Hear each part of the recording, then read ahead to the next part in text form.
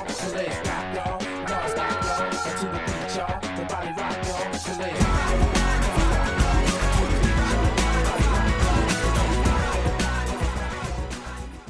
A esclerose múltipla é uma doença crónica e autoimune que atinge faixas da população portuguesa em fases importantes da vida, jovens ou adultos ativos.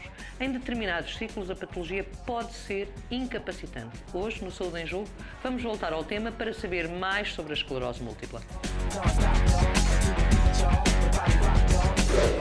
A esclerose múltipla é uma doença degenerativa, crónica e inflamatória que atinge cerca de 60 em cada 100 mil habitantes em Portugal. Trata-se de uma patologia neurológica que tem impacto no sistema nervoso central, constituído pela medula espinhal, nervos ópticos e cérebro, que coordena a nossa atividade e as sensações. A doença não é fatal, mas incapacitante, afetando a vida do paciente e podendo levar à perda de diversas funções, dependendo das áreas afetadas. Surge habitualmente na terceira década de vida de um adulto e com mais incidência nas mulheres. Não se sabe ainda a causa concreta para o seu aparecimento, sendo habitualmente diagnosticada a partir de uma combinação de sintomas imprevisíveis e da evolução que apresentar na pessoa afetada. O motivo para o seu aparecimento pode estar relacionado com o estilo de vida, a natureza genética ou trauma físico. Como é viver com esclerose múltipla? Que mecanismos têm os doentes ao seu dispor para ultrapassar momentos menos bons da doença? A resposta vai ser dada pelos meus convidados, o neurologista Filipe Palavra, do Centro Hospitalar da Universidade de Coimbra, e Susana Protásio, da direção da SPEM. Agradeço a ambos por estarem aqui comigo. Dr. Filipe, para já, aquela questão básica: o que é esclerose múltipla, quais são os sintomas e, de facto, que tipos de esclerose múltipla existem? Bom, o conceito de esclerose múltipla é relativamente complexo. De facto, é uma doença complexa, mas cuja definição podemos dividir em vários pequenos capítulos para percebermos, de facto, que doença é esta. Em primeiro lugar, é uma doença exclusiva do sistema nervoso. O que é que isso significa? Significa que atinge o sistema nervoso central, nomeadamente o cérebro, a medula espinhal e aquela porção do sistema nervoso que os une, o tronco cerebral, e também atinge aquela projeção do cérebro que o liga ao olho, o nervo óptico. Depois é, como disse, uma doença imunomediada. O que é que isto quer dizer? Quer dizer que na base desta doença está um mecanismo que desconhecemos efetivamente, ainda, mas que faz com que as nossas defesas, por um mecanismo então que desconhecemos, se equivoquem e acabem por destruir aquela proteção que os neurónios do sistema nervoso central têm e que dá pelo nome de mielina, e daí dizermos frequentemente que esta é uma doença dita desmielinizante, exclusiva do sistema nervoso central, e que afeta predominantemente o adulto jovem. Como disse também muito bem, de facto os primeiros sintomas começam normalmente entre os 20 e os 40 anos de idade. Não quer dizer que não possam surgir mais cedo, também não quer dizer que não possam surgir mais tarde, efetivamente. E que sintomas são então esses? E respondendo à sua pergunta, sendo esta uma doença de localização múltipla no sistema nervoso central, obviamente que os sintomas irão depender do local que venha a ser afetado por estas ditas placas de desmielinização. Entre os sintomas mais frequentes, nós temos, por exemplo, as nevrites ópticas, isto é, a inflamação do nervo óptico que dá normalmente uma diminuição da percepção da cor, uma dor no olho, uma diminuição da visão. Podemos ter alterações da sensibilidade em alguma parte do corpo, nos formigueiros, alterações da percepção da temperatura. Podemos ter diminuição de força muscular, braço, perna ou em algum segmento corporal. Podemos ter desequilíbrio, podemos ter visão dupla. De facto, há uma multiplicidade de sintomas. Vários, não é? Mas, portanto, a parte motora e a parte visual são aquelas que serão mais afetadas, isto dito de uma forma geral. De facto, assim é. Obrigada. Susana, obrigada por ter vindo também, por estar aqui hoje connosco. Quais são, de facto, os principais problemas que os doentes, quando lhes aparece um diagnóstico destes, colocam e quando chegam à associação, digamos assim? Agora, cada vez menos, as pessoas hoje em dia são diagnosticadas já geralmente com os primeiros sintomas e numa fase mais precoce. Anteriormente tínhamos pessoas que se aproximavam da associação, às vezes já com uma fase da doença já muito evoluída.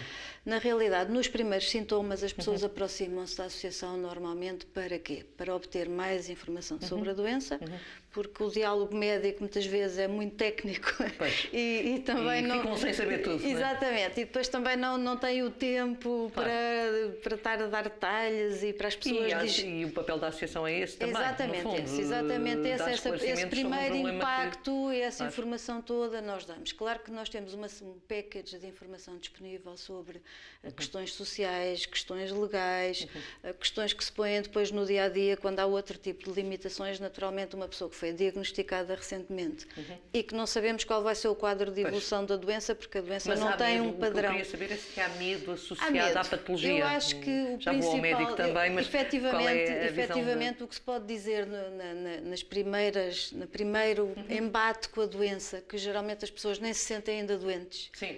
Vou-lhe dar um exemplo claro para as mulheres, não é? Nós a primeira vez nos dizem que estamos grávidas é uma coisa conceptual, porque na realidade ainda não temos nenhum sintoma, nos sentimos perfeitamente bem, etc. Só que estamos muito felizes e neste caso as pessoas não estarão. Mas há, como é que eu ia dizer, há uma compreensão quase intelectual da doença, não é? Porque os sintomas, se calhar teve um surto, portanto, não aparecem, remissão, os primeiros surtos não serão tão problemáticos que deem a ideia daquilo que vai ser a doença, não é? O problema é que uma doença não tem um padrão, as pessoas não sabem que daqui a 6 meses passa-se isto, daqui a 5 anos passa-se isto, etc. E portanto vêm sempre com uma grande crise de ansiedade, porque depois também ouvem histórias horríveis, vão ao Google e só encontram os piores casos, etc. Não é? Eu acho que o Dr. Google é bom para as pessoas conhecerem o vocabulário, mas às vezes não para conhecerem os detalhes. E por isso há uma grande crise de ansiedade e é bom que as pessoas tenham um interlocutor com tempo e com conhecimento. Pois, esse interlocutor, de um modo geral, é o médico, não é? Quando é dito, doutor, a um doente, você tem esclerose múltipla, quando é diagnosticado, e aqui eu juntava também a questão do diagnóstico, ou seja, é difícil diagnosticar a patologia ou não, se calhar é, mas quando é diagnosticado, qual é a reação? Obviamente que não é fácil para ninguém comunicar a uma pessoa que tem o diagnóstico de uma doença crónica, que pode vir a ser incapacitante e que, à luz do conhecimento atual, ainda não tem cura. Mas, obviamente, também para o clínico não é fácil comunicar este tipo de situação. E nós também necessitamos de tempo para explicar, para que a pessoa consiga digerir efetivamente o diagnóstico. E uma das coisas que, pelo menos na nossa prática, nós fazemos é dar a oportunidade de ir conversar com os familiares, receber os familiares posteriormente numa consulta a muito curto prazo e ter uma conversa alargada. Vocês fazem em Coimbra, não é? Estamos a falar, Estou a falar da minha experiência. Da sua experiência. Não sei se será assim em todo o país, é bom se assim, eu também trabalho com crianças e adolescentes e comunicar o diagnóstico a um adolescente também não é nada fácil e aí o envolvimento familiar é um aspecto extremamente importante. É aquilo que dizia a Susana, não é? Cada faixa etária, se calhar, para cada faixa etária tem as suas especificidade e tem de ser abordada a situação de uma maneira diferente. É isso. Exatamente. É isso. Diga. E também não é fácil fazer o diagnóstico na medida em que, sendo uma doença muito heterogénea, há determinadas manifestações que nós reconhecemos como típicas e não é difícil pensar nesta possibilidade diagnóstica quando surgem as manifestações mais típicas, mas quando não acontece dessa forma, é necessário todo um conjunto de procedimentos que envolvem a realização de alguns exames complementares diagnósticos. Os doentes chegam-lhes numa fase avançada já da patologia ou, regra geral, e nos últimos tempos, tem chegado mais cedo? Muito precoce da respectiva patologia e nós também cada vez fazemos o diagnóstico numa fase mais precoce. A melhoria dos critérios de diagnóstico tem permitido isso mesmo e, portanto, intervindo numa fase muito precoce da doença, com os instrumentos que nós temos à nossa disposição hoje em dia, permite-nos, pelo menos, dar essa perspectiva de que a evolução clínica pode ser controlada, ainda que não curável, mas é uma doença tratável e bem tratável hoje em dia. Susana, o doutor falou na possibilidade desta doença vir a ser incapacitante. Às vezes é. É difícil para um doente viver com esclerose múltipla, ou posto à questão de outra maneira, qualidade de vida? Existe ou não existe? A questão da qualidade de vida é, de facto, as pessoas que ainda não estão numa situação muito evoluída e incapacitante têm frequentemente e consistentemente o medo de chegar a essa situação. E, portanto, nós temos que valorizar muito, de certa forma, a qualidade de vida que as pessoas têm hoje em dia. Enquanto conseguem, e a maioria consegue, e há meios para que consigam cada vez mais manter uma vida normal e com qualidade de vida, e que as pessoas a valorizem. Porque eu acho que as pessoas só valorizam a qualidade de vida também quando a questionam. Sim, não é? Ou quando sentem que de alguma maneira ela está a fugir, não é? Claro, quando a gente avança para os casos, e estamos aqui claramente a falar das pessoas que têm uma evolução para um caso de esclerose múltipla progressiva, ou se têm a infelicidade de começar já com um quadro desses, ou que a sua esclerose múltipla surte de remissão evolui para essa situação, naturalmente que as pessoas ficam muito mais condicionadas, Claro. e aí os problemas são muito mais complexos, a qualidade de vida, não podemos... Depende um bocadinho de cada pessoa, a parte psicológica aí é muito determinante, afetada, não é? porque aí é muita questão do copo cheio e do copo vazio. Pois. Há pessoas que vivem numa situação dessas e conseguem manter um espírito positivo e aproveitarem aquilo que ainda conseguem retirar de qualidade de vida. Claro. Há outras pessoas que têm mais dificuldade. Eu penso que aí é muito importante não só o próprio apoio da associação, Sim. como o entorno que a pessoa tem. Sim, aquilo que o A doutor família, disse também, etc. a família Tudo e o isso é médico, muito não é? importante. O médico. A relação médico-doente Eu neste penso contexto é também muito que importante. nesse caso, como as visitas ao médico são um bocado extemporâneas e estas pessoas, lá está, não é um surto de remissão, estas pessoas têm necessidades diárias. Não é? Portanto, há todo o entorno social e todos os outros aspectos relacionados com a doença, que não são especificamente a parte neurológica, acabam por ter uma relevância muito mais importante. Claro que isto geralmente são idades mais avançadas e aí a questão do cuidador e de quem é que acompanha a doença, É outra parte que é outra parte da história, discussão. também fica mais complicada, Claro. não é? Já voltamos à nossa conversa, vamos sair do estúdio e ir até ao ginásio. É o espaço Vida Ativa, já a seguir. Olá Marina, mais uma crónica de vida ativa. Desta vez vamos falar sobre o músculo. Completando um pouco os temas anteriores, falámos sobre a questão da biomecânica e sobre a questão da fisiologia articular. Todas estas três grandes áreas são fundamentais e estão interligadas. Para nós, enquanto profissionais de exercício, o domínio da estrutura muscular é fundamental, tal e qual como a estrutura articular, e de que forma é que a física nos afeta nesta estrutura articular e nesta estrutura muscular. A atividade física, o exercício, deve ser encarado como fundamental para que tenhamos benefícios a médio e longo prazo. Neste caso, o músculo desencadeia uma série de fenómenos, nomeadamente endócrinos, hormonais, a melhoria da estrutura articular, a questão também do mindfulness, de conseguirmos estar focados e determinados em conseguirmos abstrair-nos do que se passa mentalmente e só nos preocuparmos com a questão da contração muscular. É esta oportunidade que o exercício tem e nos traz. Daí esta questão de sabermos como estão os músculos, quais as suas funções, qual a sua estrutura, quais as suas particularidades, são fundamentais para qualquer prescritor de exercício físico.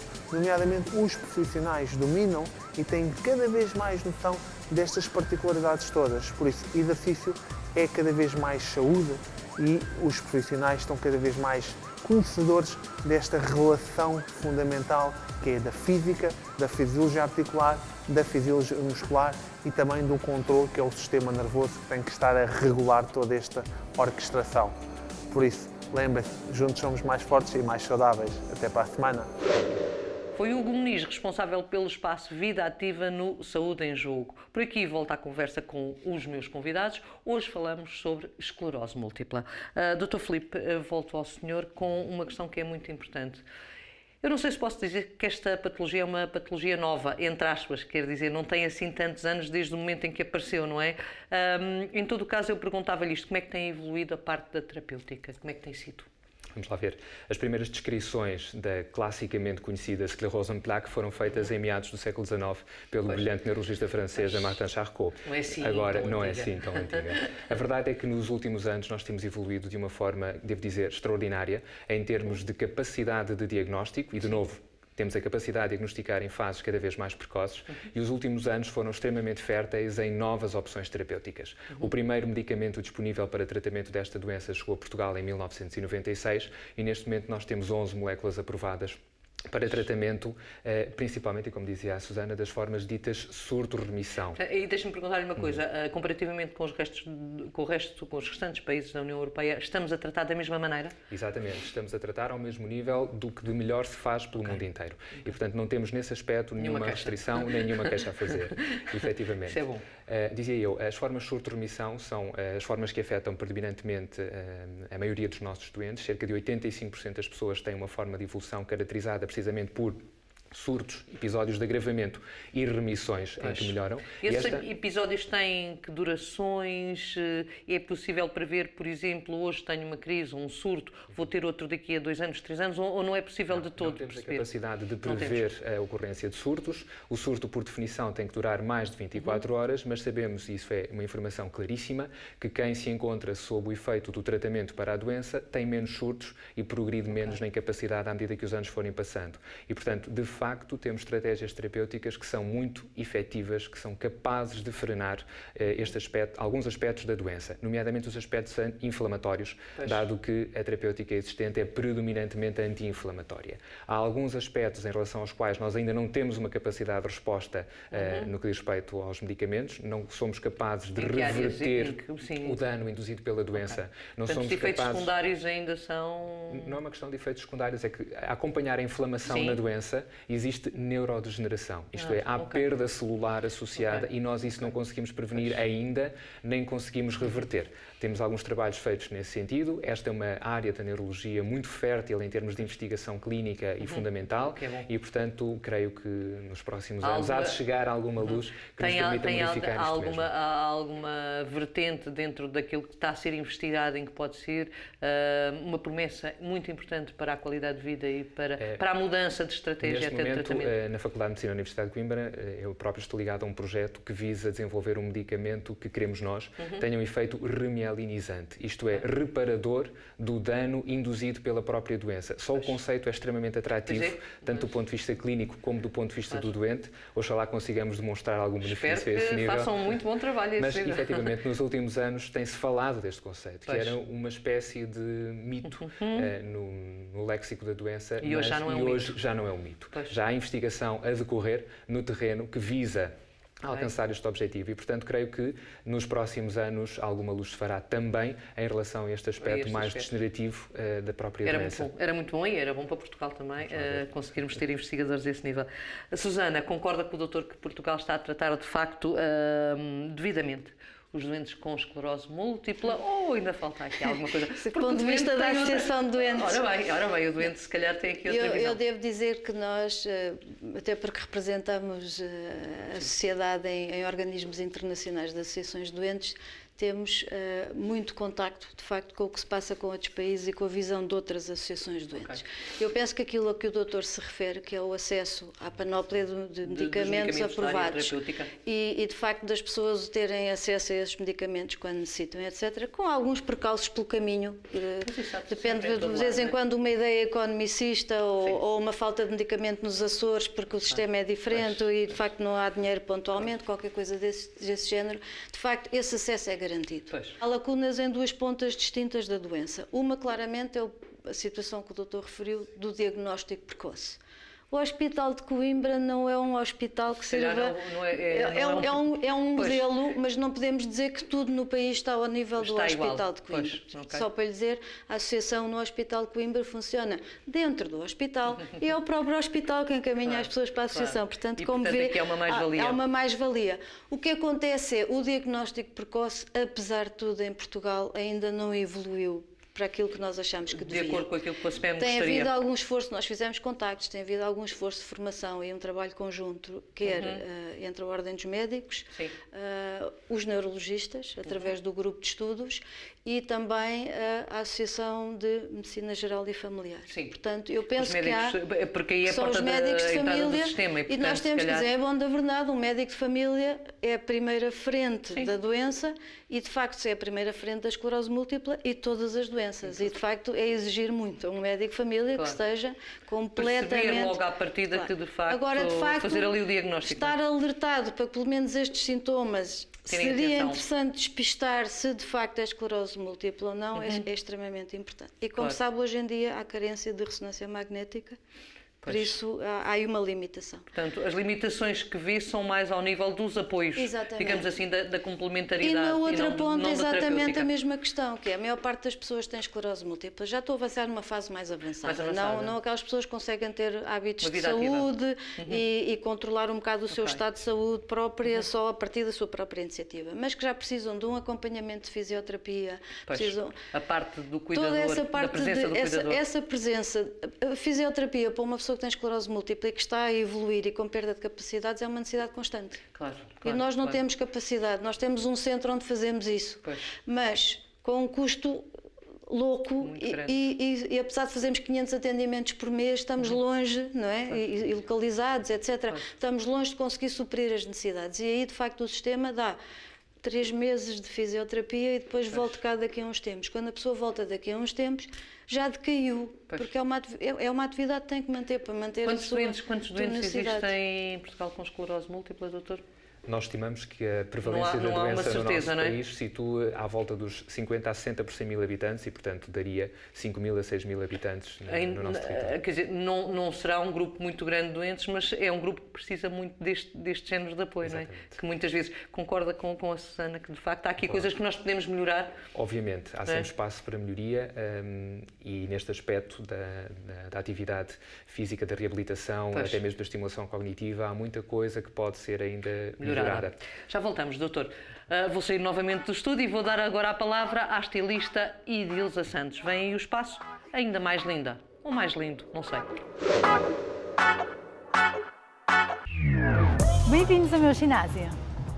Hoje vamos falar de estar na moda no desporto.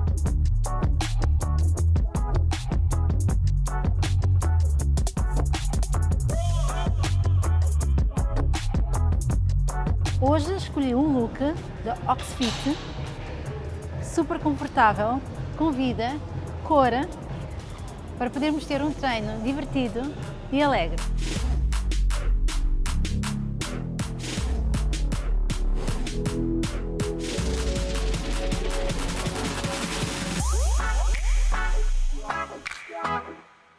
Eu aqui com a minha PT Irina Martins escolhi este modelito fresco, giro, alegre, porque vamos soar à brava, não é? Verdade. Mas com estilo.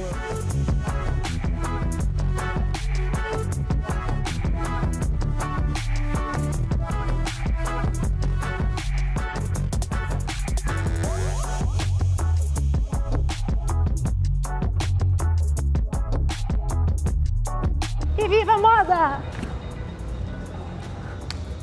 Espero por vocês no Ainda Mais Linda. Estamos no final do Saúde em Jogo de hoje, onde falámos de esclerose múltipla. Eu quero agradecer aos meus convidados, mas antes queria duas questões ainda muito rápidas, uma para cada um de vocês. Dr. Filipe, de facto, já disse aqui, deixou aqui a necessidade de termos mais em atenção na parte social e, portanto, o exercício físico ser aqui uma benesse. Um doente com esclerose múltipla pode fazer exercício físico, sim ou não? Claro que sim, nós lutamos todos os dias para que a pessoa tenha uma vida o mais normal possível e, portanto, fazer exercício é bom para toda a gente. Obviamente que é bom para quem também tem o diagnóstico de esclerose múltipla, mas há um aspecto importante que há que referir. Fadiga é uma queixa relativamente frequente nesta doença. A capacidade de saber gerir a fadiga é uma coisa que também se vai aprendendo, obviamente, à medida que o tempo vai passando, e a pessoa com o diagnóstico de esclerose múltipla vai também aprendendo a dosear o exercício que consegue fazer, mas do ponto de vista clínico não há, obviamente, nenhuma contraindicação. Para a prática é até benéfico, se calhar, não é? Há muitos exemplos de desportistas que têm o diagnóstico e continuam a ter uma vida extremamente ativa. Mesmo em Portugal também? Isso é bom. Susana, para terminar, é a altura de festa para a SPEM, não é? Claramente. Claramente. Dia 4 ou 5, não é? Dia 4, mundial, não é? dia 4 de dezembro é o Dia Nacional da Pessoa com Esclerose Múltipla e é também o aniversário da SPEM, já fazemos 32 anos e por isso é um dia de celebrar. E há festa ou não há festa? Há uma festa na sede e há muitas festas pontuais pelas delegações pelo país todo e temos uma série de iniciativas também para divulgar a doença e mais uma vez apelar a que a sociedade em geral compreenda as características da doença e que aceite com normalidade e que inclua na sua vida diária com normalidade. Não estigmatize as pessoas com esclerose múltipla, não é contagioso, não tem problema nenhum, são pessoas perfeitamente normais como nós, com direito à qualidade de vida e por isso, independentemente de qual o nível da doença, fazem parte. Claro. E eu falei na festa da SPEM porque habitualmente sempre que há atividades da SPEM os doentes aderem com muita facilidade e estão muito presentes e isso é muito bom. Muito obrigada a ambos por me terem acompanhado neste Saúde em Jogo, agradeço-lhe também a si a sua preferência, já sabe que volto para a semana. E porquê? Porque é a sua saúde que está em jogo. Até lá.